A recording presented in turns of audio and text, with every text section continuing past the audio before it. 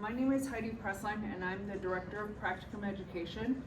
And my team and I are going to speak with you today and talk with you about a variety of topics that we think are time relevant,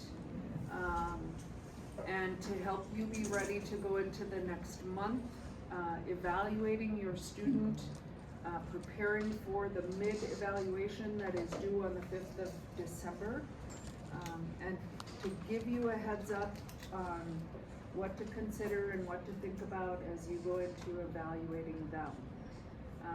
We're also going to talk about some challenges in the process of engaging with the students and thinking about reminding you about the competencies and how do I evaluate competency, what does that mean, what happens if my student thinks that they're wonderful, what happens if my student thinks that they're really still struggling and getting their basics set.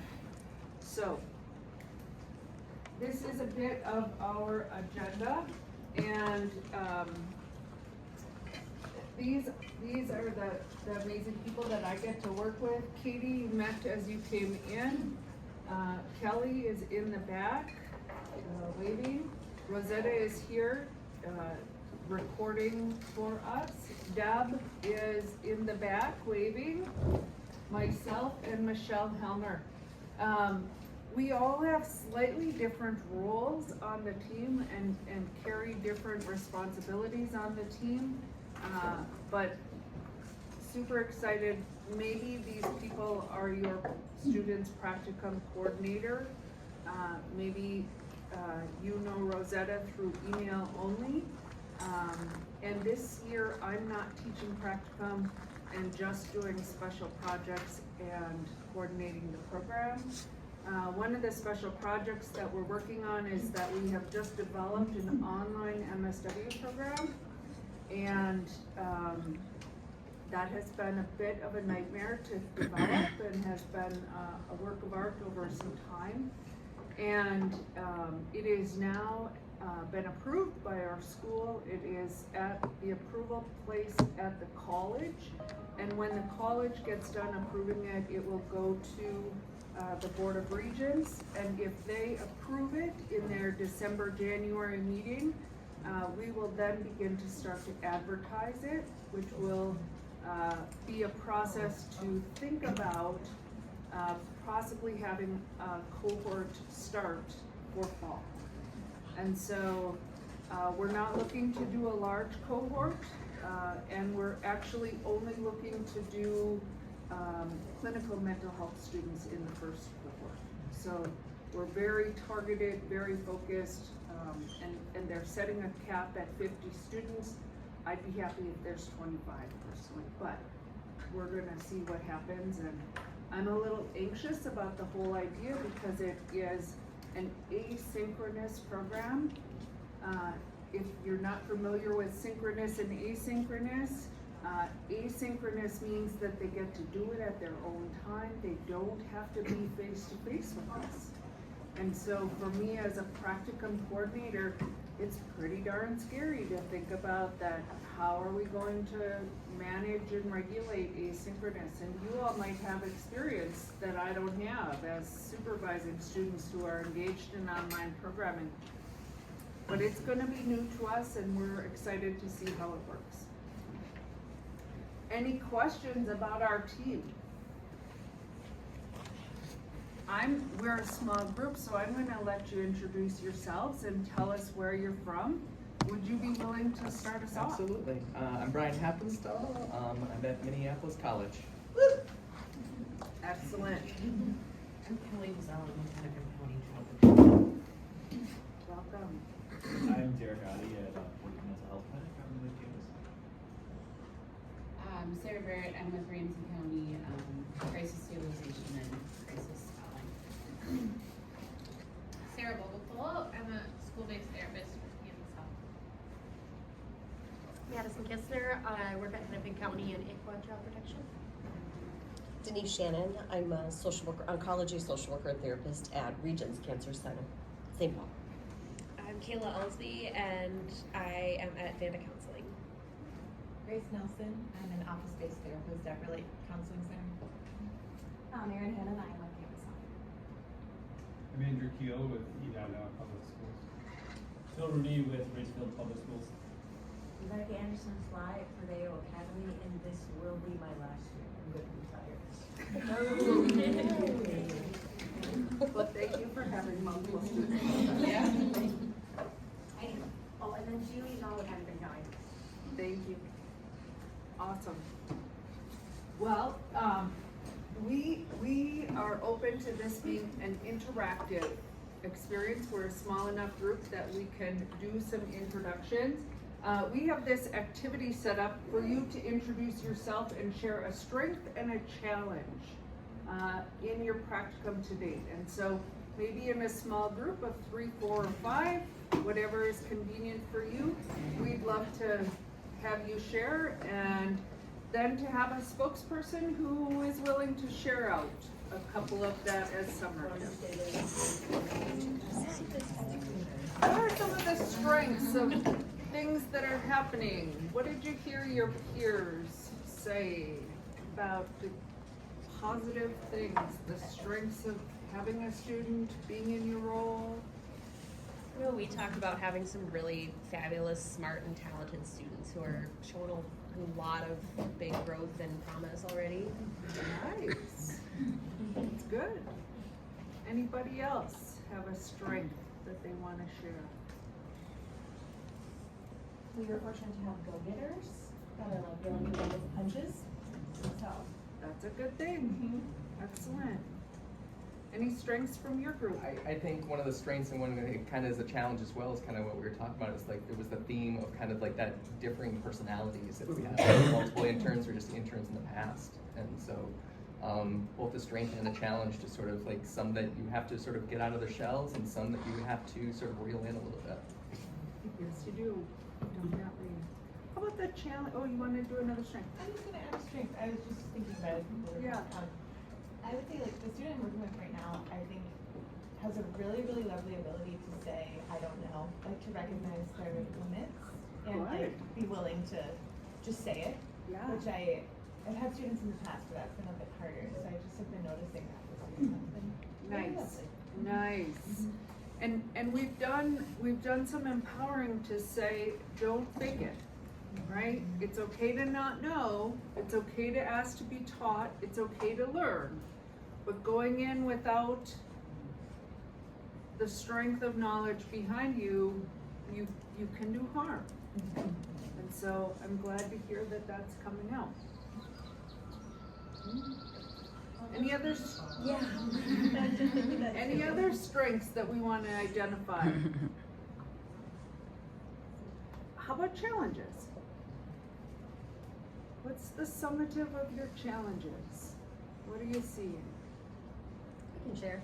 So I was kind of sharing that, and I think we agreed as well as some challenges with just the busy work of social work sometimes in the different settings, and how, you know, wanting to give like rich, meaningful shadowing opportunities and experiences for our interns, but also with just the challenges of being a social worker and the constant change or like rescheduling of appointments, and just, you know, when our interns might only be there certain days and then things might change. Like we might have had a full day on Thursday, but our intern's there on Wednesday. And so just kind of some of those like more logistical challenges, and I think changes and fast pace of like the work in social work, and especially for myself in child protection, like I could have a full day planned and then it could change, and, you know, in just a few short hours.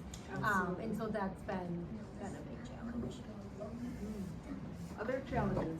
Well, I think it's just like what the students are balancing themselves. You know, they have work themselves, they have the internship, they have school, and all of those things kind of like weigh heavy on them in each of those facets. And Absolutely. and you know, and it's you know, has effect on their physical health and all the different things. So it's a challenge. It is a challenge. Physical health is a big deal this time of the year. They're grooving. We say that first week of November is kind of a crash period. There's a lot of assignments that are due. Some of the first larger assignments of the semester are due. They've been exposed, they've been running ragged for 2 months, and now it's kind of all catching up. And honestly, one person getting the flu or a viral, they seem to all pick it up and share it. So, Well, and I think maybe to piggyback off of that is like, I think the workload, at least in our internship, is also kind of picked up. And how to like support them to manage that stress from school, but also like balance expectations from us, and how to like be flexible, but also push the boundaries of like, you gotta kind of figure out how to manage all of it. right on. Which is, I say with like compassion. Hold on. And But- grace. Yeah. And so I feel like that's been a recent struggle for me of like, I don't know how much to like push you or be flexible at this point, because we're earlier in the year, But we're moving but there are into it. expectations. Absolutely. Other challenges that you want us to have on the table? More of a systems thing, or where I work, there's not a lot of time devoted to doing the supervision. Like, there's not a lot of time allotted for you to observe sessions with the students, to see them doing their work because we're doing individual therapy, so, I don't know how much we can actually do. It'd be more about a talk with my employer, but I think that's always a challenge. It's like, we could have so much more time to do so much more for this, internship. For sure. Observing, supervising, being reflective, being creative, looking at those learning contracts, it all takes time.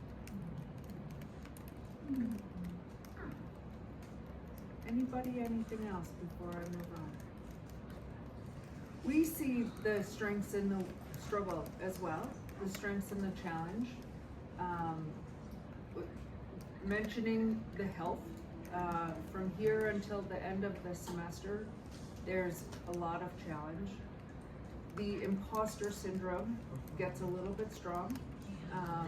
You thought it might have been in the first couple weeks, but when you are pushing them to do a little bit more, they're a little bit more resistant to, I'm not sure that I know how to do that.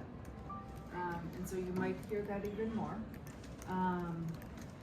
And I don't know how to juggle all of these things, is a hard thing. And so how do you push gently? How do you still encourage and support? We have a lot of students engaging us with, am I at the right placement? Is this supposed to be what, am I supposed to be doing this? Am I on track? Is this gonna be good for me? Is this gonna be right for me? And a lot of times if we just breathe with them, they settle into this, but they are experiencing so many emotions right now. So one of the things that we are asking of you is to teach to 9 specific competencies. And these competencies are set through educational policy and accreditation. These competencies shape our educational system. All of the courses that we teach address these competencies. All of the work that we do in practicum addresses these 9 competencies. And we struggle sometimes with the name of these as competencies and the idea of evaluating competency of a student. And so students here, well, I want to be competent. I am competent, right? If you give me a low rating of competency, what does that mean? And so we're gonna spend quite a bit of time talking first about what are the competencies and how are they being applied to what you're doing, and how are you going to evaluate the level of competence that your student is at in these 9 areas, okay? So we're gonna talk about them. Really what's important is that there is a different level of expectation from a foundation student to a specialization student. So one of the things that you might be wondering or thinking, or maybe you know, is do I have a foundation student or do I have a specialization level student? The clarification to that is a foundation level student is in their first year of the MSW program. They don't have a bachelor's degree in social work, and they are this fall, they are learning the basics of what does it mean to be a social worker. They're exploring the code of ethics, they're exploring the history of social welfare, they're exploring basics of social work research and evaluation. They're learning how to sit with another person and be reflective. So the basics of, reflective listening, engagement.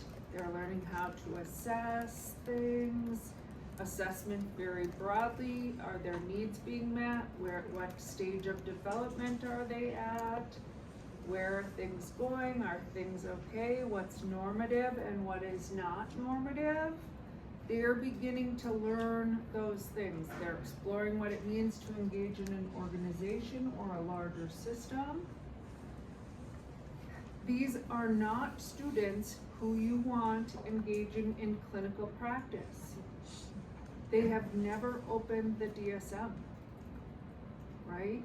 They don't do that in the first semester of their schooling.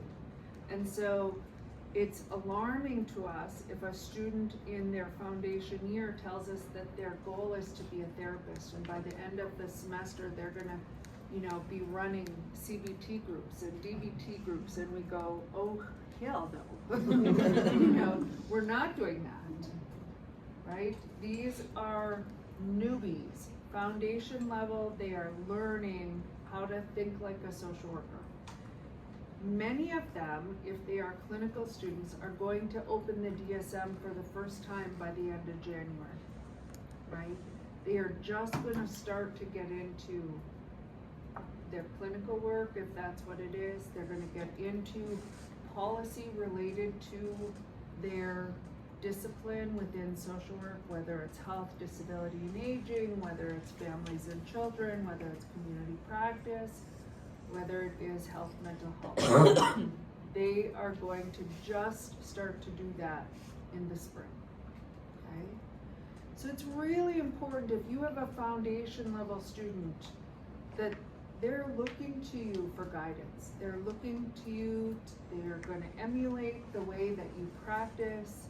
They're going to see you as a mentor and a role model, and they're gonna wanna please you. Specialization level student is someone who has a bachelor's degree in social work, and they're coming into our program as an advanced standing student, or they're engaging in their second year as an MSW student. Either way, they've identified which of our 4 specialization areas they want to study.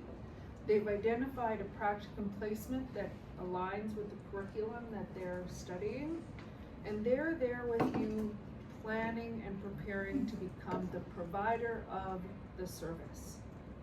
So it would be very appropriate if you have a clinical mental health student that you have them doing diagnostic assessments, that you might have them doing one-on-one work, you might have them be doing couples work or group work. It would be very appropriate that they're working on the floor of the hospital and engaging with the clients, maybe independently by the middle or beginning, wherever you feel.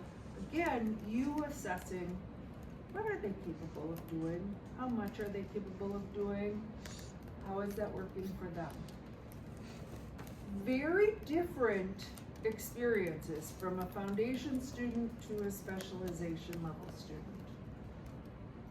The competencies on their learning contract identify different practice behaviors for whichever level of specialization they're in. So if they are a foundation student, when you get to the learning contract, you're gonna see some pretty basic things that we expect students to be able to do at the foundation level for that competency. But if you look at the specialization level students' learning contract, those practice behaviors that they should be able to demonstrate are much more advanced.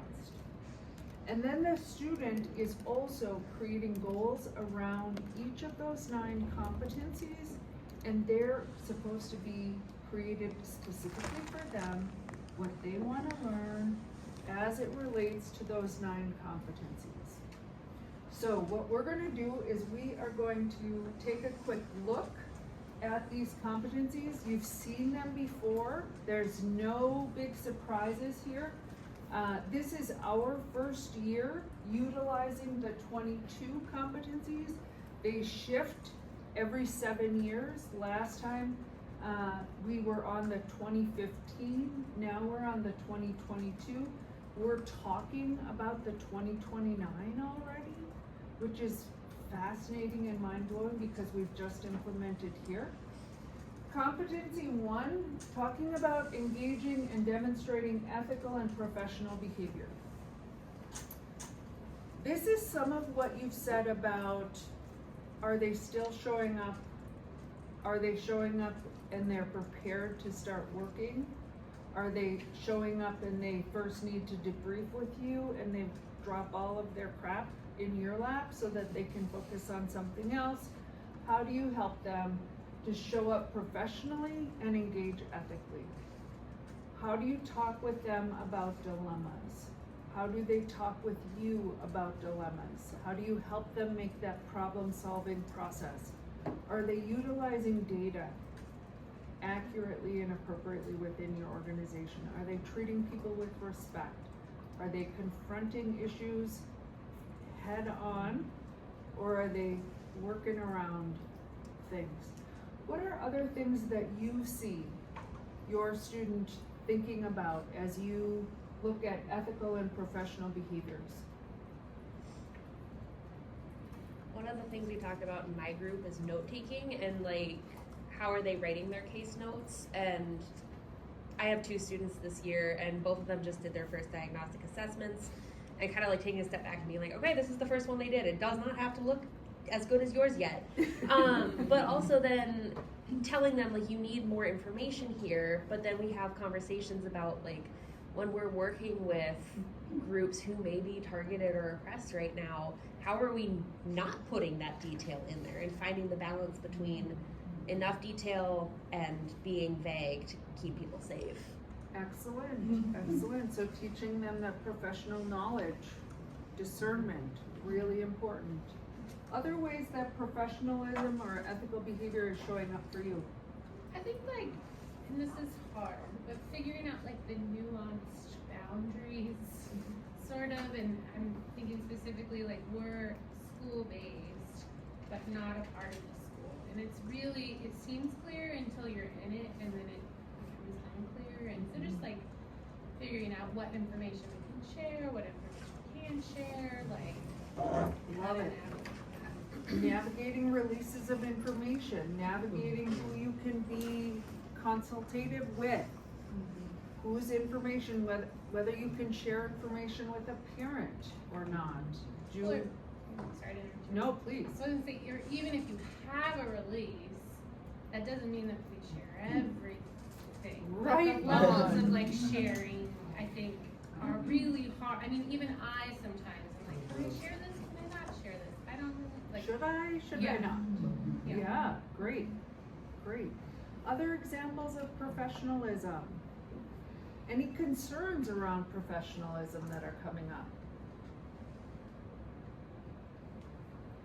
I just encourage my students, so they work in the crisis line, and a lot of times people call for resources or they're not sure of a situation, and I always just cautiously tell them it's okay if you don't have the answers. Like, you can definitely tell the caller, hey, I'm gonna talk to some other people, I'm gonna get back to you, this is a really interesting situation, let's try to, process this, just so that they don't put the pressure on themselves to feel like they have to know everything, because there's no way to do that, and situations can, sometimes be just very different depending on what's going on, so. Love it. and to be okay with the ambiguity of not knowing. Correct. And that there's different points of view and how to problem solve things. Right, right, absolutely. The second competency in 2015, that was competency number 3. And what has changed is it jumped up to competency number 2, and they added racial justice to this. So I have it bolded and italicized to make the point. Advancing human rights, thinking about also social, racial, economic, and environmental justice. Thinking about how do you help your student to address this in practice? When does this come up? Sometimes in case consultations, when we're talking about a client that either we observed together or they're bringing a case from the students they're working with, like, first of all, noting all those different aspects and contexts within the client's life, but then also recognizing our own positionality and how what our biases or counter-transference may be impacting that relationship. Excellent. It's really interesting. I was mentioning earlier that we were doing a licensure prep class, and you say countertransference. The number of grad students that cannot hold the difference between transference and countertransference and lock it in, help them to do that. That's a really big. They get confused. I love it.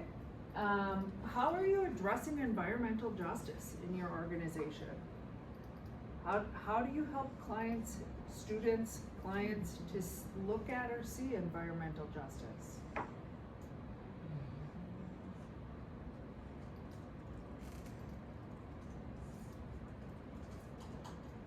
I work at a public library and I'm a foundation student, and part of the mission of my particular branch is connecting urban youth with nature in their own neighborhoods. Nice. So right now we're just asking her to think about what that looks like. There are programs that we do, so she's participating in those, like very basic stuff like outdoor photography. But getting people connected with that, and then like how do you take that to the next level, and like seeing why there is such inequity in having access to natural resources and understanding your place in the natural world. Love it. Love it. How about less obvious? Wouldn't it be wonderful if we all had an opportunity to hit up nature? How about access to service? Access to places. I mean, with our students, we think about environmental justice of, where are the warming stations in the winter? Where are the cooling stations in the summer? How do our clients ensure that they are able to meet the elements of Minnesota? And what is the justice around that? Sometimes our students come back and say, well, regarding environmental justice, maybe I started a recycling program at my organization where they weren't, or we looked at waste, or we looked at something around those issues. What are other ways that you might help your student to think about environmental justice? Well, I think it's important, like for our students, a lot of them, 99% of them, even though we're from the Heights, we're right across the line from Minneapolis. A lot of our students come from the north side of downtown. And we, it's like, it's common to have conversations about the food deserts. Food deserts. What's available, or what does it mean to have to transport from a certain location far, like if you don't have a car? How did you get to the places that you need with the stuff? Or if you need a ride and you call Uber, you call somebody, then depending on what time it is, perhaps, they may want to respond or they may not want to respond. I mean, there's all those different Location. things that come into play. I ordered groceries for a mom, And I knew exactly where she lived, and I was worried when I ordered, because I knew that it was gonna be delivered by an Uber driver or some other kind of DoorDash, something like that. And I thought to myself, like, I hope that that person knows they can just drive there and deliver the groceries and they'll be fine. But it was a consideration that I had. Yeah, for sure, for sure. Do you know how your students are addressing environmental justice on their learning contract? Is it explicit? Can you look and see, not in the moment, but in the next review, can you look and see, how is your student addressing social, racial, economic, or environmental justice? Are they? How are they thinking about advancing human rights? How do we as social workers focus on that? This is one I think we do not a great job with, because we just think it's included. We could be more intentional about competency 2. Competency 3 is new, and here it is to engage anti-racism, diversity, equity, and inclusion in practice. The important is the engage, to actively engage in anti-racism. How are your students doing that? What does it mean they're going to do or are willing to do? When are they showing you that they're doing it? How are you gonna know and evaluate that they are actually doing that? Right? Like, as social workers, our accrediting body is saying we have to, as social workers, engage in anti-racism.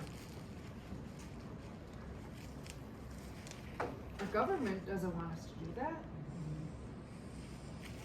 Right? Some of our colleagues are saying, if I say those words, I'm gonna lose my job. I can't address that. I can't do that. I can't say that.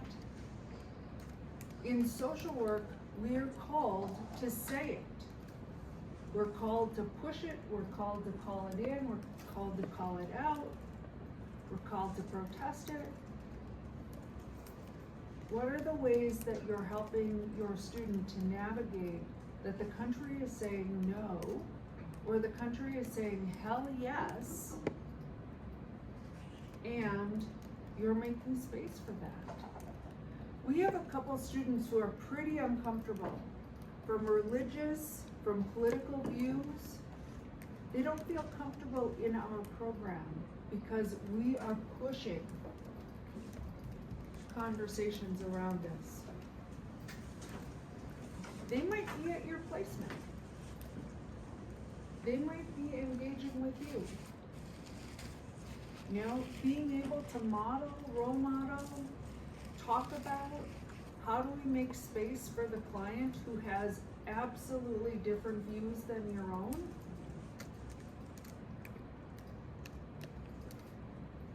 What do you do with that? Right? If your client is talking about taking away rights of other people and you're supposed to, as a social worker, support, it's a big deal. And how do you navigate your own biases? How do you navigate your own feelings or your own belief system? How does that not trickle out? Or maybe it should trickle out, right? What do you do with that? So helping our students to navigate 2 and 3 here are big deals. And especially in our political climate right now, they're really big deals. Right? We have some, we were all just in Denver for the Council on Social Work Education Conference. And last year, there was a real partnership that had to happen. Because in Florida, the schools in Florida weren't allowed to have some language in their syllabi. In particular, they couldn't have, they couldn't use the word,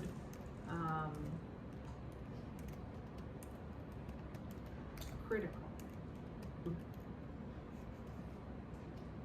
We're not allowed to have that word in their syllabus. And as social workers, we critically analyze a lot of things, right? But they couldn't use the word critical. And in Texas, they weren't allowed to talk about anything that was about diversity, equity, or inclusion. And so Boston University created a online course that Florida and Texas could have their students attend. Because we have to teach it for accreditation, but the universities were saying, you can't do it here, right? And our struggle with our accrediting body is that our accrediting body wasn't pushing back hard enough within those states to say, no, we demand that they do. And they were ultimately trying to figure out how do we work around this. We continue to have to do that in some states because the rules just start getting a little bit tighter at the moment. Competency 4, to engage in practice-informed research, research-informed practice. This is language that we've done research on 4 and 5. These are the 2 competencies that our students put the X's in the fewest amount. And I think it's because it looks like academic language, right? To engage in research-informed practice and practice-informed research, what in the world does that mean? And it's really quite simple. So thinking about it is that I use the analogy of the student with a backpack. You've heard this if you've been in these trainings before. Student comes in, they come into class, they're wearing a backpack. We're gonna put all kinds of stuff in their backpack. Research, evaluation, theory, knowledge, values, skills, etc. We're gonna put it all in there. And then we're gonna turn them to you and we're gonna say, go to the pool of Client World and use all the stuff that's in your backpack. What they're doing there is they're engaging in research-informed practice. This is the research, it's all there. All these best practices are in your backpack. Go practice with them. And while they're with you, they're hanging out with Sarah at the school and they're saying, well, this didn't work. I tried what I was taught. I tried what I had in my backpack and it didn't work. Sarah's clients say, I don't like that. I don't want that. I want something else. Practice is informing them that they need more research. Practice is informing them that they need to learn more. And so it's cyclical. Research is informing practice. Practice is informing research. Research is informing practice. Practice is informing research.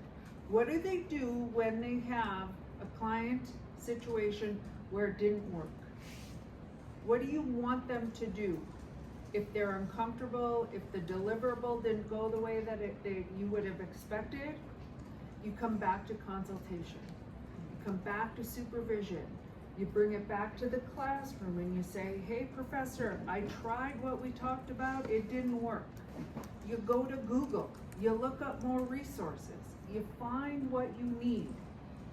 You've done more research and you bring it back to the client. You bring it back to the experience. And so that is really what competency 4 is. Are you seeing your client try new things? Are you seeing them come back to you and talk to you reflectively about how it went? Are they coming back? Are they stopping to talk to you? Are they engaging in reflective practice with you? Are you asking them, how is that going? Number 5 is all about engaging in policy practice. And our students love to think about policy practice in the large macro system. I'm going to explore some new legislation that's being proposed. I'm going to go to Social Work Day at the Capitol. I'm going to meet with my legislator. I'm gonna, right? There's a policy about who pays the bill to keep the lights on. There's a policy about who has a key to the front door. There's a policy about who's eligible for service. There's a policy about when we close or terminate services. There's a policy about, etc. You fill in the blank. The students are engaging in policy practice about all kinds of things. It's really important that they know that there's a policy about everything. Right? Long ago, I did a grant for DHS and I was really fed up with all the policies, and I wrote a policy about where we were gonna buy toilet paper. I added it to the RFP, sent it in, nobody ever said anything about it. I was really disappointed because I thought it was funny. Nobody laughed with me, right? We have a policy about absolutely everything. Some are informal, some are formal. Help your student when they're asking you, how do I do this? Perhaps you have them look it up in your policy book. It's one thing to be able to answer the question. It's another thing to be able to help the student to find out where to find the information, right? It's that whole, if you teach a person how to fish, they're gonna be able to eat. We can feed them the fish, but if we teach them how to go back and look it up, that's an even better opportunity. So engaging in policy practice. There are 4 more. As I said, there were 9. Individuals, families, groups, organizations, and communities. We've shortened that to say IFGOC. It was kind of a funny, silly thing when we created that. But competency 6, 7, 8, and 9 all are about IFGOC. They're all about these different groups of people. So we engage with them, then we assess with them, we intervene, and then we evaluate. This is referred to as the process of change. It is really important that your students know this order. It is on the licensure exam as a process of change. It helps the students to learn this order to say, if we have completed an assessment, what's the next thing that you're going to do? Questions of what do you do next come up often on the licensure exam, and it just said, we're done with the assessment, so we better create a treatment plan and start intervening with the client. That's the answer that we're looking for next. If we come in to our clients and we say, you know what, we're going to, I think I know how to help you. Here's what we're gonna do, right? We've never met. And I try to tell you what you're gonna do with me. I'm gonna fix your life. All we gotta do is this, right? I came in at intervention. Right? My agenda is not gonna help me move. We're gonna hit resistance, likely. Maybe you'll go along with it for a moment, because you're kind, right? But pretty soon we're gonna hit some resistance. And helping students to say, let's go back, let's start with engagement. What is engagement? What is assessment? Assessing with the client, determining with the client, determining what we're gonna do. Did it work? Did it work? And the client being able to give some feedback about, did it work? You being able to talk with the student, how did that go? How do you build in that reflective practice with the student?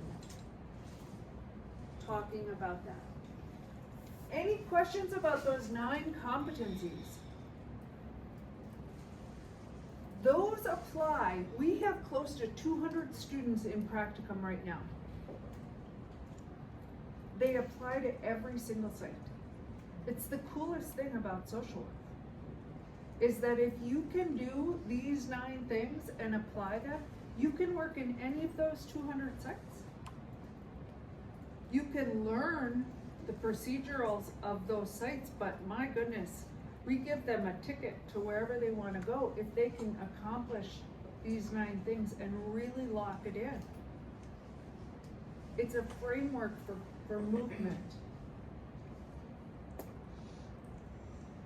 Am I still going? I think it's me. Oh, If awesome. you wanna take a break. Let's take a break. Let's take a break. It's kinda hard to tell. But I think we're gonna get going again. Sound good? Alright. Hi everyone, I think I met most of you as you were coming in, but I'm Katie Cobb, one of the product film coordinators. I think everyone probably introduced themselves earlier. So I just wanted to say hi, thank you for coming out here.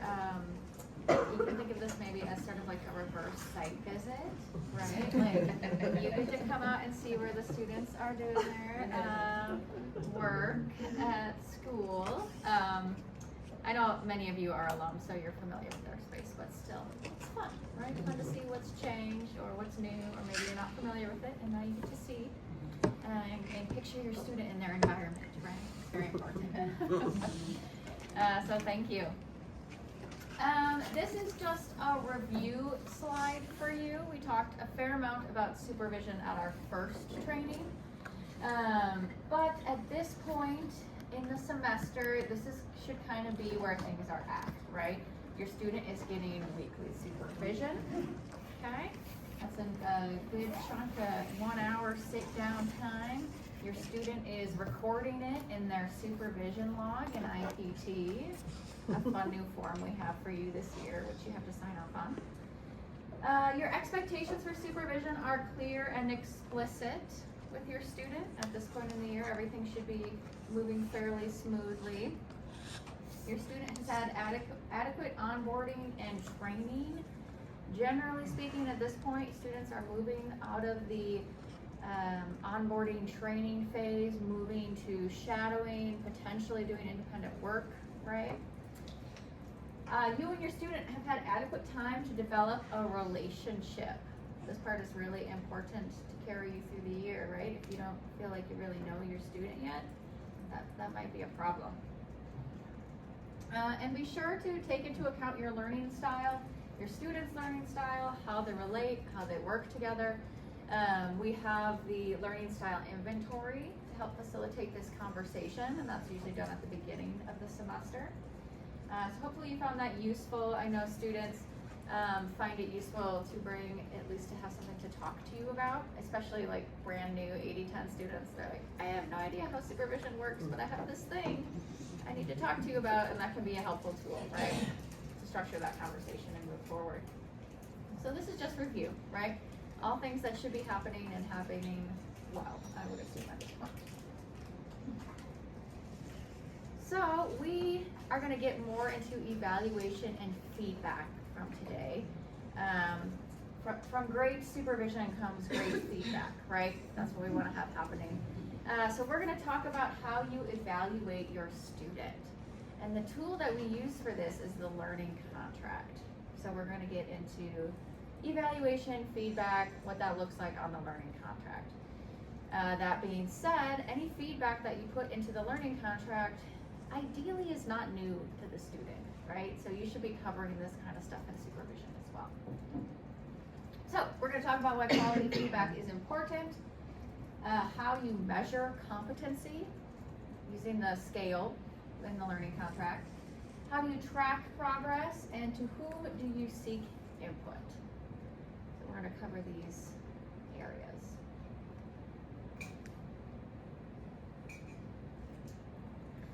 So let's spend a couple of minutes chatting amongst ourselves about feedback that you have received in your career, in your past, right?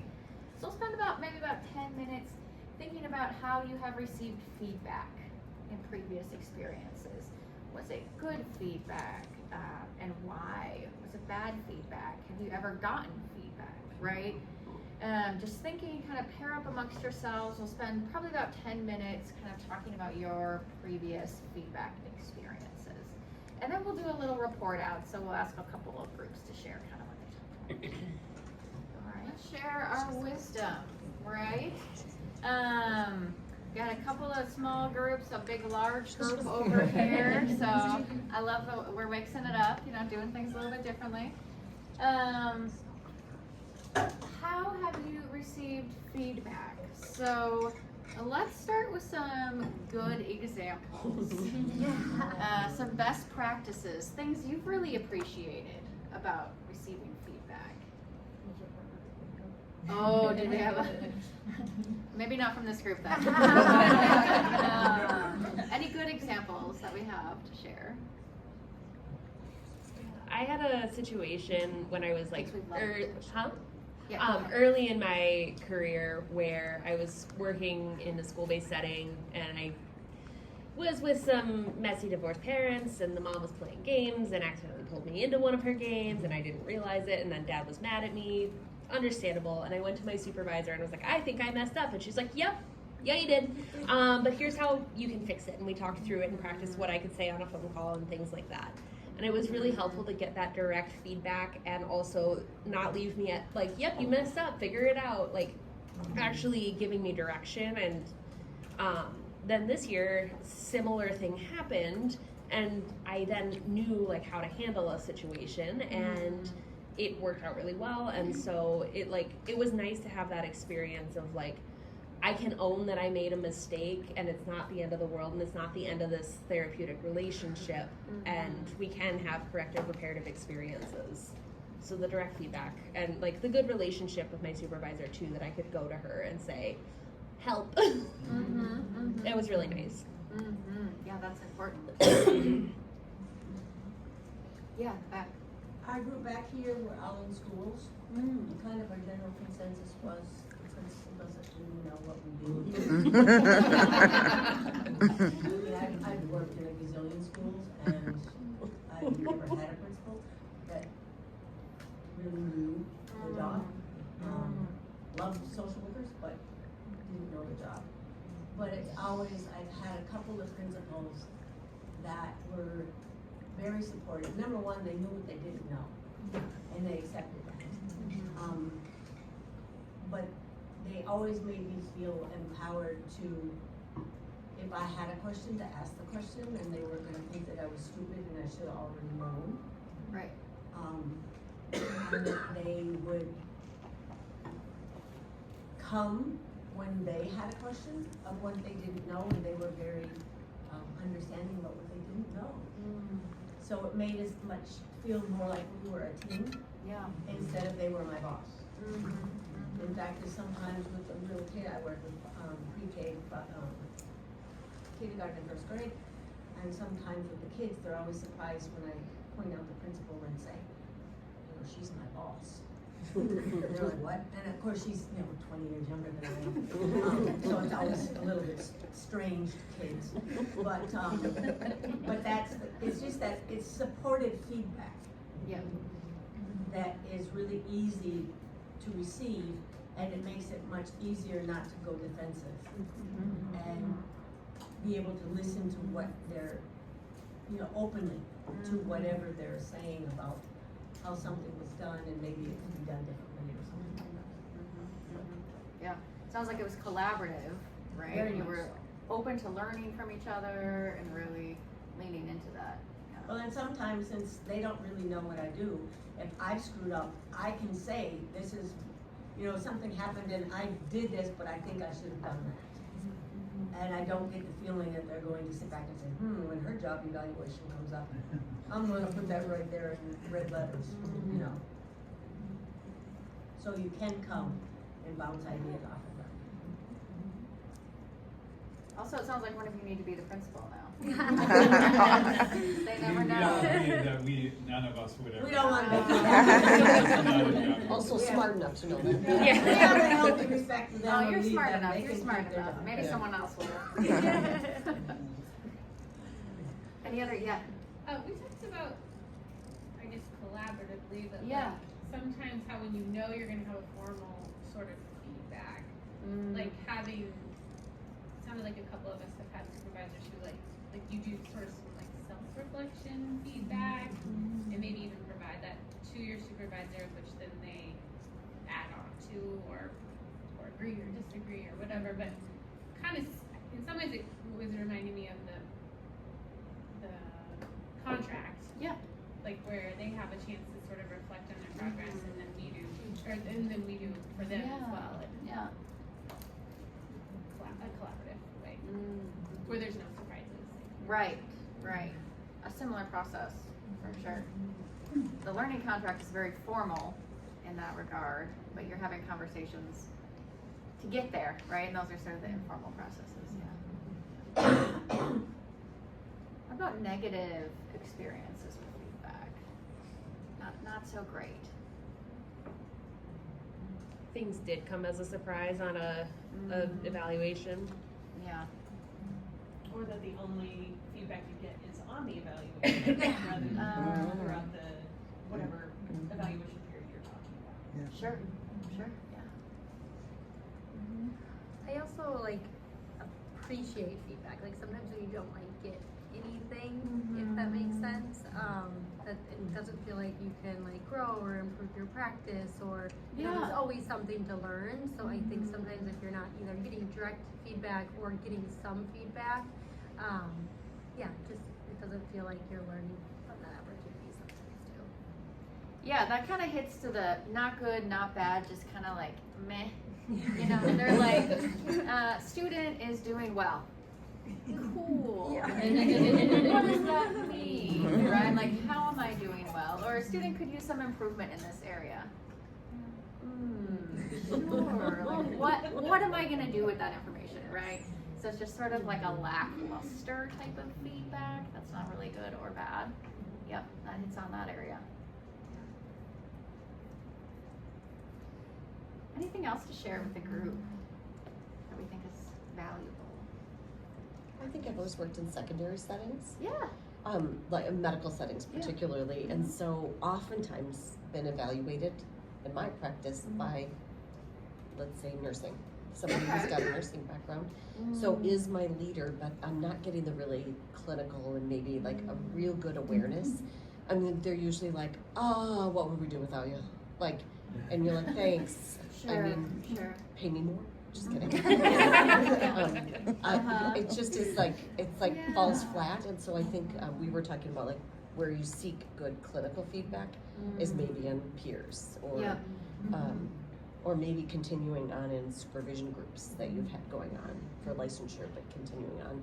And that's maybe the more feedback we're looking for to how to make us better practitioners than really like a supervisor relationship. Yeah, I was thinking about that when you were mentioning the principal as like your supervisor, someone who doesn't really know what you do. Like it seems like you have a great relationship, but like how great is that feedback if they're not knowing what you're supposed to be doing? Yeah. I've had an issue growing, like getting up through the field is like most of my supervisors never saw me do my work. Like, because I'm an individual therapist. So like, it would only be what I brought to them. And it would never be them actually observing me what I do. It's something that always fueled my imposter syndrome into this, and also was very difficult to like trust. Like, okay. And I don't know if anyone else has felt that. Oh, totally. Uh-huh. And depending on where I was at, sometimes it's like, am I being manipulative? Right? And then I'm like, well, I should be. This is good, right? No, it's not really helpful in our practice then, right? I know. It's just so unique because you're used to jobs where you're working alongside somebody or they're watching your work or doing the work alongside you, but it's rare, I think. Fun to have an intern. They can give you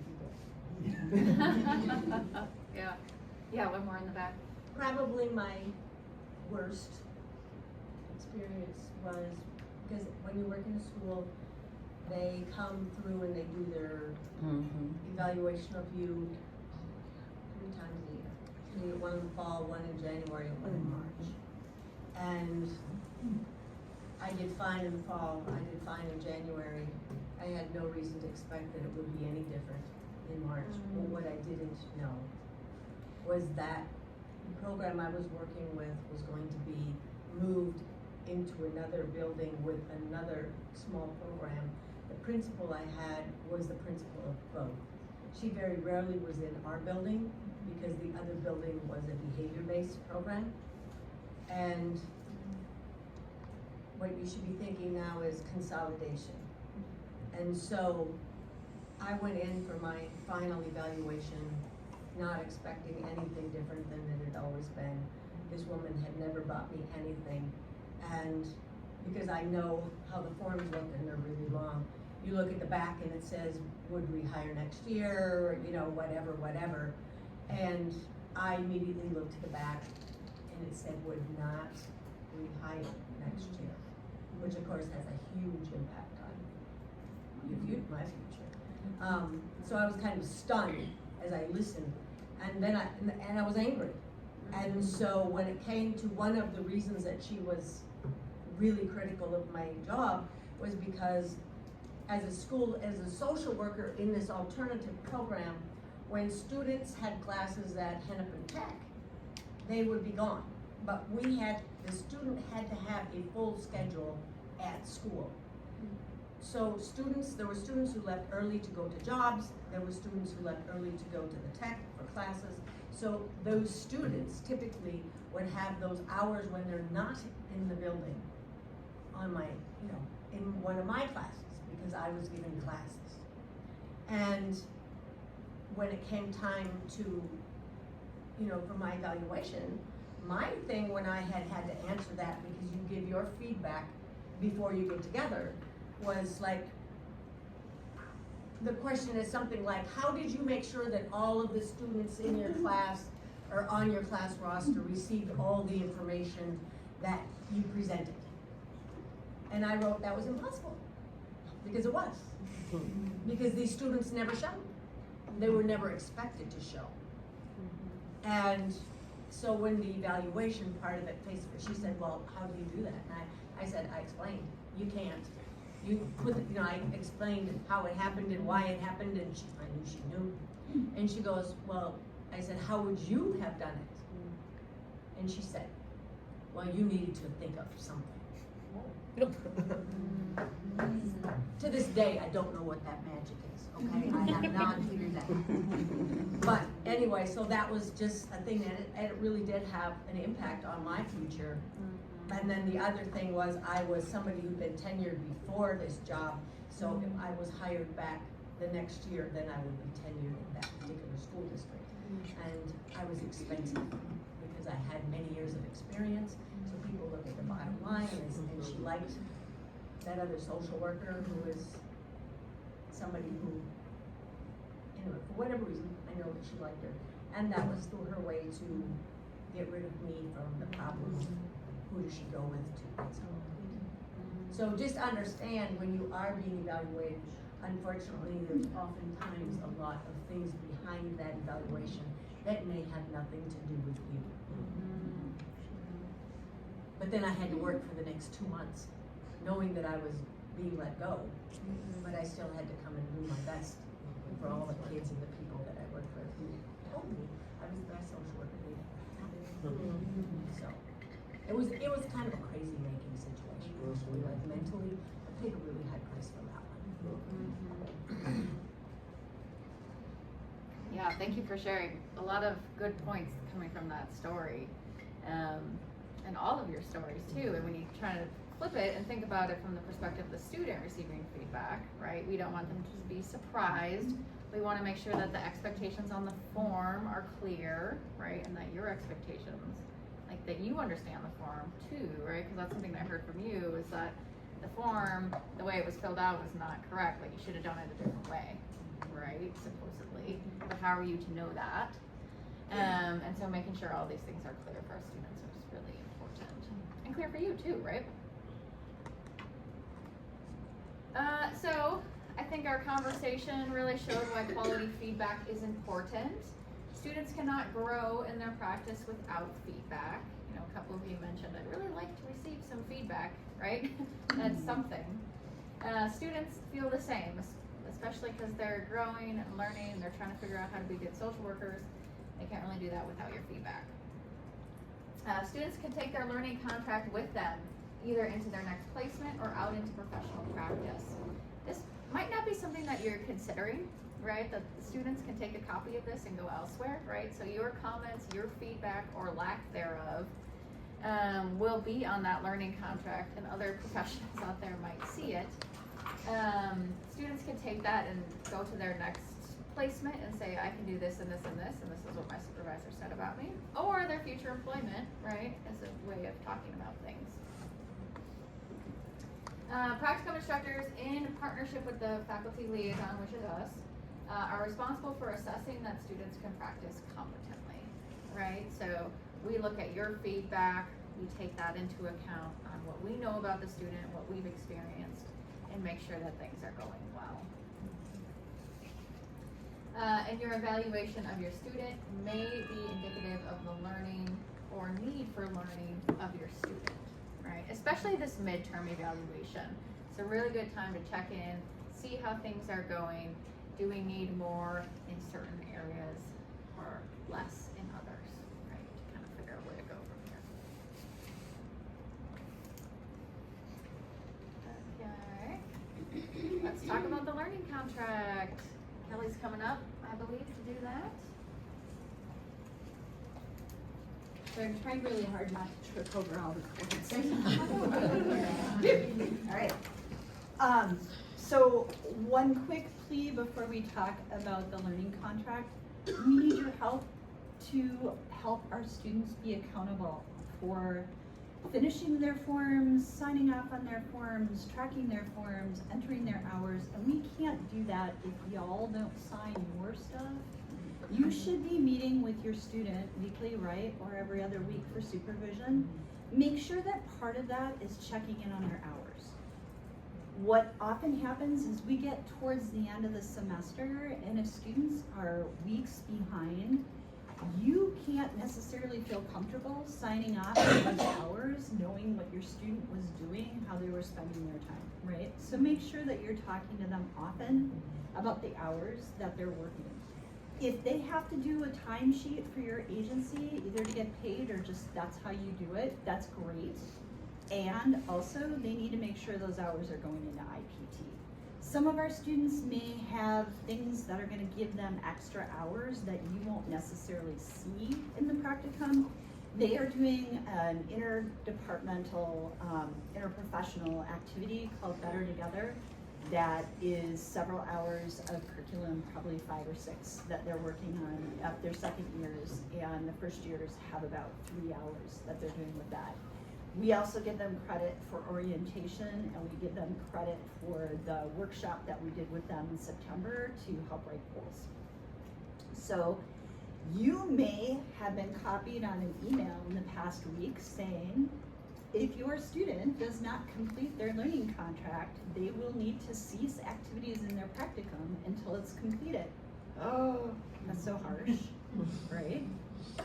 And we're coming up on getting ready to evaluate for mid-placement evaluations. So it's really, really important that those learning contracts are finished up. So when you are done here, take a couple minutes, go back into IPT, make sure that your student has signed everything that they need to have signed. Right? And if you are struggling in IPT, Miss Rosetta is here. She's the IPT ninja, or you can certainly reach out to any of us. It's usually a super quick fix to get you back into IPT. So talking about the learning contract rating for competence, when you're looking at that table, the first column there is for mid-placement feedback. Next to that is a little column, and you're going to click a drop-down box to give you feedback numbers 1, 2, 3, and 4, right? Students always see this as A, B, C, and D. 1 is not yet competent, and that's where some of your students are gonna be, especially if they have a big project that they're gonna be working on spring semester. They may not even have had a chance to start on that goal yet. 2 is that they're approaching competence, and this is where most of your students are gonna be, right? They are just starting to learn the work. At this point, your student is just starting to do independent work in their placement. 3 is competent, and your student might have 1 or 2 ratings of 3 next to their goals. They shouldn't have all of their goals rating at 3. If they do, their learning contract is not challenging enough. And you should be reaching out to us for consultation or with each other to talk about how that student can go into depth and be learning more. And no student should be rated 4 on a mid-placement. Again, if they are knocking it out of the park at this point, they're not really learning, right? They're coming in with skills that they already had. So one of the things that we like to use to evaluate student progress is Bloom's taxonomy. It is a framework that talks about student learning. Has anybody here used Bloom's taxonomy before? A few people? Yeah. It's really useful. You see it a lot in educational context, but it's useful for us too because we are taking those skills that the student is demonstrating and we're putting them into a box so we can rate them. And so Bloom's taxonomy is a framework that is hierarchical, but not necessarily linear. So students will might jump back and forth between different levels of competency. And we talk about this with the students too. Oh, look at that animation. That's great. There we go. So there are 6 stages, but it's actually only 4 if you look at the box. So the first stage is memory and recall of concepts. The second stage is showing understanding through explanation. So the first, can they memorize a list of directions or can they memorize different skills, right? The second one is, can they explain that to you? If you ask them to explain a concept, can they repeat it correctly and can they explain what it is? Number 3 is the ability to apply a concept, so they know what it is, they can explain it to you, and they can correctly apply it to a situation most of the time. Not necessarily all the time, but most of the time. 4, 5, and 6 are kind of that final level of mastery, and that might be analyzing the components and creating meaning of the whole, right? So they can look at all the different parts that make up that task, and they can understand how it applies. They might be able to evaluate those concepts, right? That's kind of the next level, so they understand it and they can evaluate their practice or your program. Does anybody have students who are telling you how you can do things better? Who's got those students? You can also create a new concept from the component parts, so making something that's greater than the sum of the components. Oh, for the love.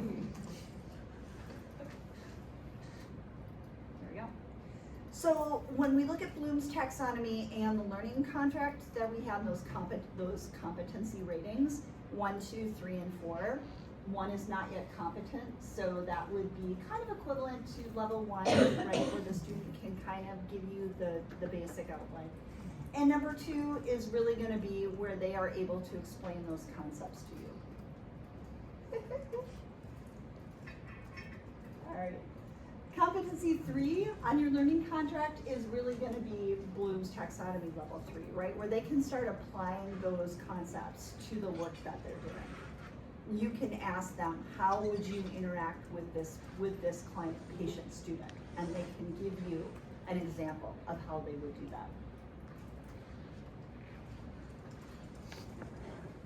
that. So 4, 5, and 6 are really going to be when you are back with that student and they are evaluating or synthesizing or demonstrating all of those concepts together, and that's when you might rate them a 4. Even at the end of the year, your students being rated a 4 should be few and far between, right? Every one of us has probably had a student that's come in and had a considerable amount of experience. They've been really, really advanced. They've had years of experience in the work field, or they are just coming in as an older student with a lot of lived experience, and that's great. But again, if your student is getting a lot of 4s at the end of the year, then they didn't get everything out of their internship that they might have been able to get out of. So I was playing a lot with word clouds last year. So fun, they're free word cloud generators. So some of the terms or verbs that you might think about evaluating student progress when they are able to remember and rattle off terms. So remembering, recognizing, quoting, reproducing, describing, right? Writing, reading, matching. I just cannot with this. So some of the level 2 things where they're able to define it and repeat it back to you. So they're understanding it, but they might give examples or describe it or convert it into other information. They might be able to differentiate it to clarify it. level 3, this is where they're really gonna move into application, right? This is where they are appropriately taking those concepts and they are applying it to real world patients, clients, students, right? They can calculate, they can solve, they can exercise that judgment, they can examine, they can discover.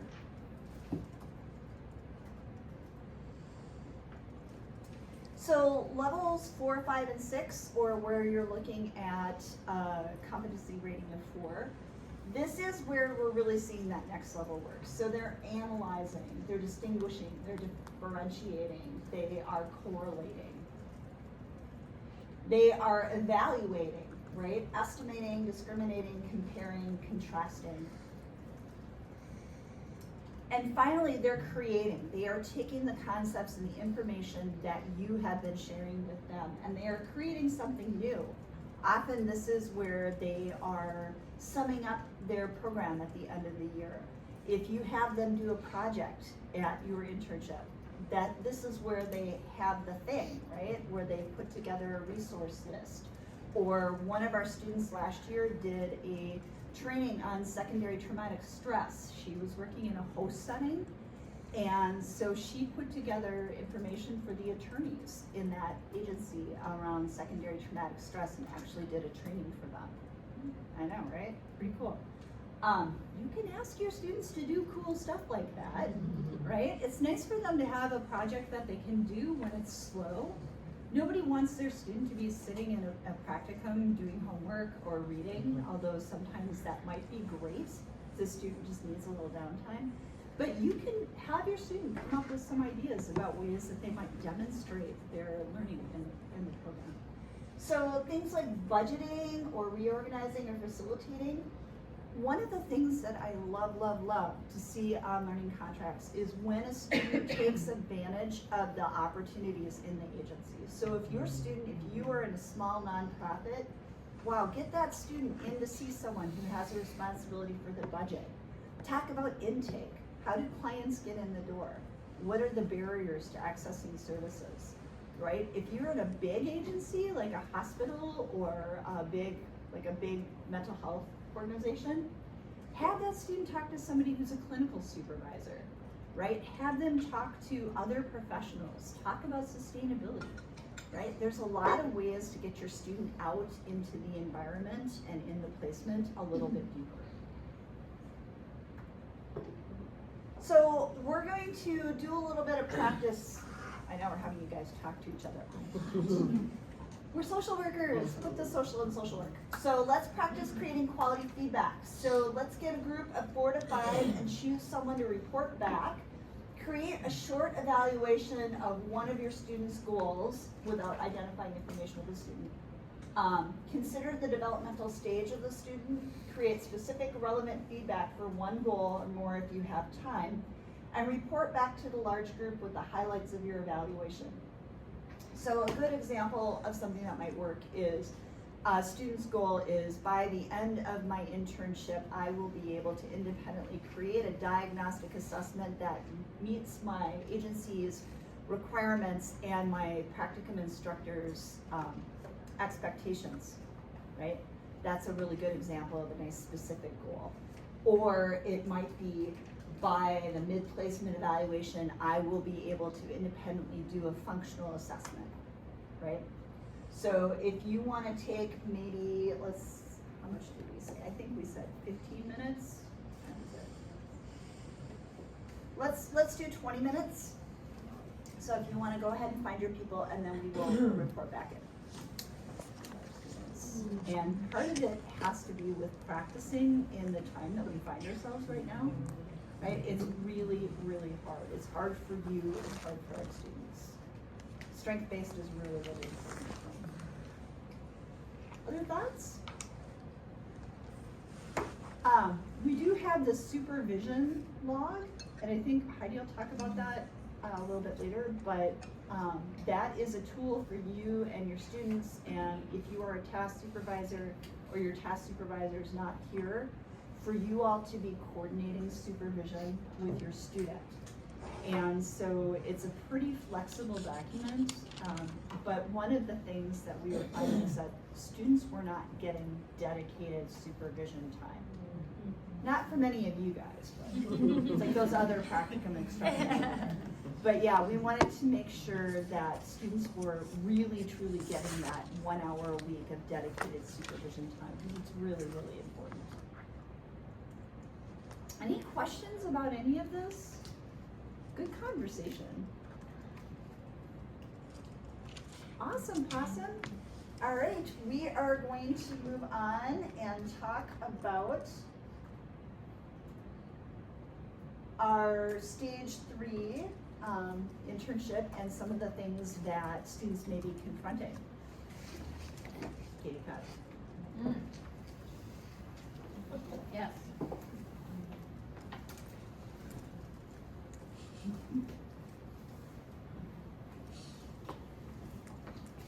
All right, so if you've been to any of our trainings, you've probably heard us talk about the 5 stages.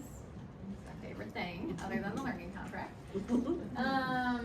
So today we're going to talk a little bit about stage 3, which is potentially the stage that your student is in or will be moving into. Okay, so hopefully this is a little bit timely for you. Just to review the 5 stages, in case you're not familiar or you need a refresher. The 5 stages of a successful internship come from Schweitzer and King. We start out with stage 1, which is anticipation. We talked about this at our last training. This is the beginning stage where the student is anticipating what's to come. It might be happening, it is happening before their internship, but also as they enter their internship. They're excited, they have a lot of energy, they have a lot of questions, and they have some expectations, right, of what the internship is going to be like.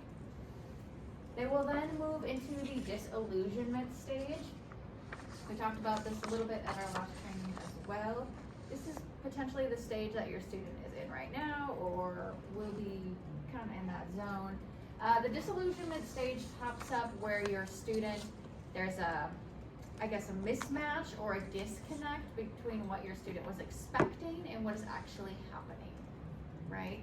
And depending on what it is about, this expectation, this could be really large or it could be really small, right? It could be something really simple like your student expected to like working with kids and now they don't, which could be a small problem, it could be a really big problem, right? There are other things that might happen, right, to create disillusionment. Confrontation, that's what we're talking about today. Confrontation is the stage where they confront the disillusionment. Competence, we'll talk more about competence in February. It's probably where we'll show competence showing up. Again, competence. And then culmination, which is at the end of the internship. Okay? So let's get into it. Disillusionment. Oh, we're going to talk a little bit more about this. Oh, okay. So if your student is in disillusionment, think of it as an opportunity for growth or for learning, right? Help them address this. You might have to pull this out of your student a little bit. They might not be really understanding that this is what's happening, or they might not be processing this out with you. They could be processing it on their own. They could be processing it with their peers. You bet they're going to be talking to their friends about their internship, right? So you might not be seeing these stages happening, but trust that they are happening in the background for your student, and you might need to pull them out a little bit in supervision, right? How are things going? Is this matching your expectations? What's surprising you about this experience? You know, what's rubbing you the wrong way, right? You might need to kind of pull it out in different ways. But it's a really good growth opportunity and learning experience for the student and also for you, right? And it's a good way to set them up for their future career, right? Because disillusionment is going to happen regardless of your setting. Katie, can I give an example? Yeah, please. I just had a student go through disillusionment, and it was like as if Schweitzer and King wrote this. Oh, we love it. We love it. So he's just kind of coasting, doing great. He has lots of experience, but he's still learning. He's very reflective. He's a great intern, doing great. He started in May, and then the end of August hits, and he starts seeing this particular client who has a lot of challenges and is very good at telling him that he's doing things wrong, which like triggers this little boy in him. And he, so like supervision is just about learning, reflection for all these months, and then all of a sudden supervision is tears and like shaking, and I don't think I can be a therapist ever, and what is social work? This is not, just asking like all of those questions. And I was like, let me tell you about stages of development. And talk about, at some point, we're gonna see this as disillusionment.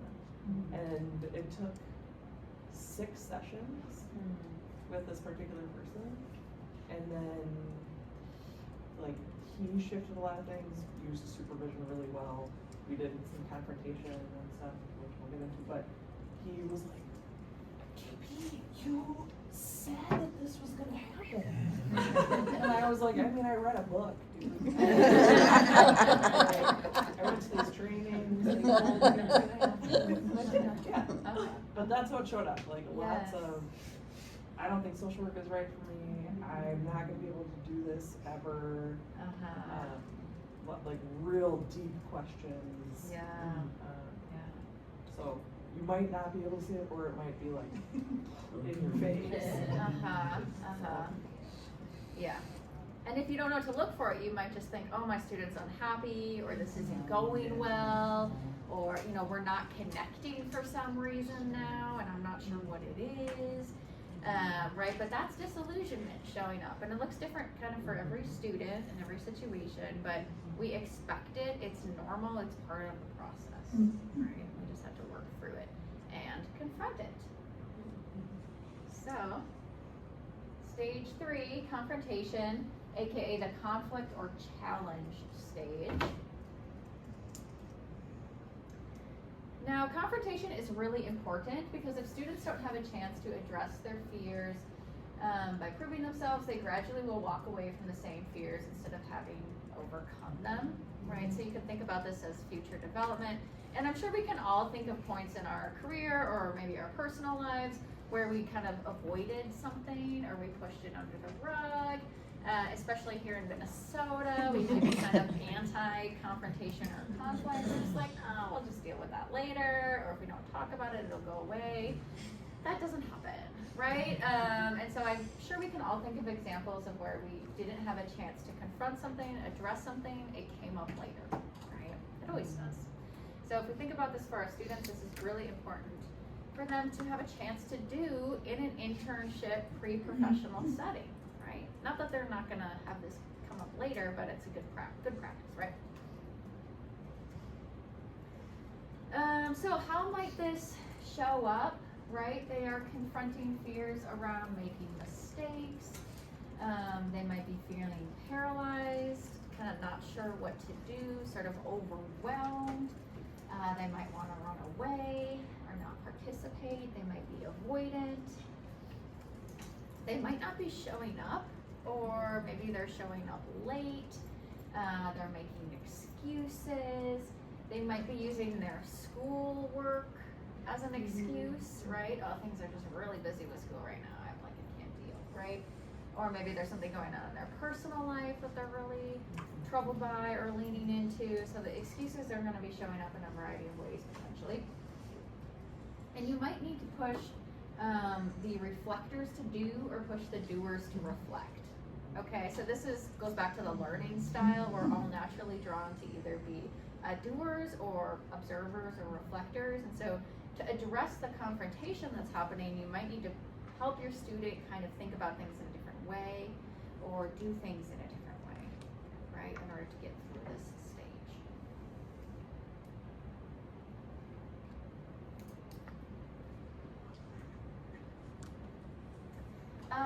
More of what helps in this stage, thinking about the learning needs and learning styles again. Having some awareness of authority and accountability. So you taking sort of the authority role potentially in assisting your student. and having them step up and be accountable, right? And also you modeling these things. Mutual trust and respect with your student, because they're not gonna bring things to you if they don't have trust, right, with you, if they don't respect you, and vice versa. Support through an open and honest relationship, and celebrating the strengths and achievements is really important during this stage too, because they might think that everything is hard and awful and terrible, and you can provide the perspective of, hey, actually, you did 3 assessments by yourself last week, and that was amazing. Let's talk more about how you did that, right?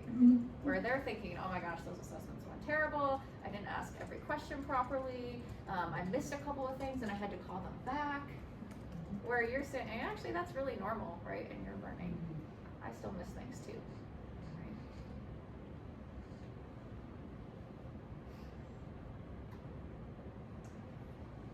And going back to being a good role model, students may not be able to do what they haven't seen done. And so recognizing your role in this, your part in this, and being a good role model for them and demonstrating those behaviors. You may even have things come up that you can say, hey, I'm dealing with confrontation myself, and this is how we're moving through it. Especially right now in this time. I think as either agencies, individuals, professionals, we are all confronting different things at different levels, different systems, and they're really good examples to provide for our students to help them think about this.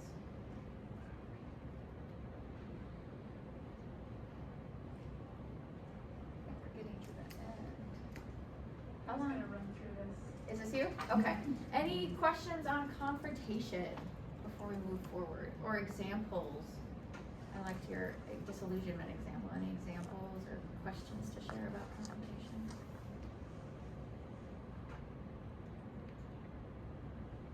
Katie? Yeah. I know I'm not in this training. Training. And I know you're talking about confrontation. I have a question about disillusionment because as you were talking, I was like, when you're working with a student, how beneficial is it for the practicum instructor or how should they do it? Because sometimes they might have disillusionment about the student coming there to their placement and how to address that so that it doesn't show up in the supervision. Yes. Yeah, that's a good question. I forgot to mention this earlier, but when I review the stages, often I will make a point of saying, like, these are the stages for your student, but these are also probably the stages for you, right, as you're working through with your student, and finding ways to process that, but not in supervision with your student. Right. A good way to go about it. I have some ideas, but does anybody have any suggestions on how to do that? I bring it to my supervisor. Yeah. There you go. Yeah. Yeah. Hopefully you're getting some supervision yourself in some form. Or consultation, like finding your office bestie and chatting with them about it. Or call your liaison. Yeah, you can call us, you can talk to us. Other ideas? I also think that the confrontation stage may mean bringing it into supervision. Yep. Like, Oh, yeah. if the disillusionment is, or like I'm really noticing, I don't wanna show up to supervision. I feel like I don't wanna be here either. I just think that there's some ways to bring up like, hey, I feel like things are not going as well as they can be and maybe you just need some space Yep. to open that up for the student to have a real conversation. Sometimes the disillusionment is between you and your student, right? They had some expectations of you, you're not meeting them, vice versa. Also, your peers, right? Good resource, exchange contact information, reach out to each other. You're a really good network of support for one another as well. It's kind of why we have these trainings, not just to talk to you for a couple of hours, but so you can all connect also. Okay, great. Deb. Sort of this disillusionment and conflict. I know that Katie invited a few examples, but I really, this is gonna be more robust if we have some real life examples, so really encourage you to bring some things forward, or I can too if people don't have ideas. So, does anyone feel like their student is in this sort of confrontation, conflict stage right now? Kinda, or kind of moving in, or kind of moving through it? I think both of I have 2 students this year, and I think both of them are starting to maybe get there, especially as they're starting to see their own clients. That now, like, the difficult work of learning how to write a really good DA, learning how to write really good case notes, how to provide those interventions is now coming up. Yeah, yeah. Or folks in the past having had students gone through? Yes. Yes. What I'm curious about is, what do you see, like from your vantage point, when students are starting to hit the confrontation? Like, what have people seen literally? Like, I'm thinking about a student who just kept calling in sick that I supervised at some point. That's just an example. What else have people seen? I think like sometimes people going through the steps of writing an assessment, but not like critically analyzing what's happening for that individual. Like I think last year I had a really good student, and he went on an assessment with a client that typically has a lot of suicidal ideation, and on the risk he put like level 1, and I was like, where did that come from? Because like this person has had multiple assessments, they're always high risk, so you need to kind of revisit how you're looking at that. And not that I got like pushback, but like just we need to be able to get to a point where we can have a joint conversation about how you're utilizing the tools that we've provided, so that you're engaging in the learning. You're not just going through the steps. You're not just checking out the thing and it's done, on to the next. It's like, no, this is really critical piece of our work. Yeah. So yeah. Yeah.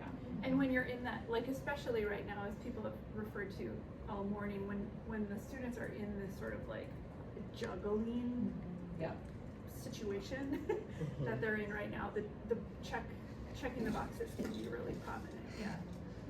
What else have students said? How have they presented in supervision? How have they not presented at all in the case that I was describing?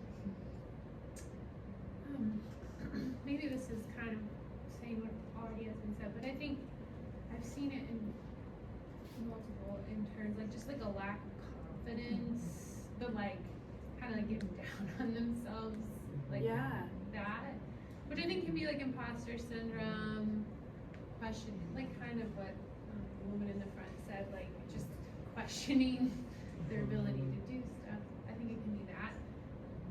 And then only very recently I've started to see some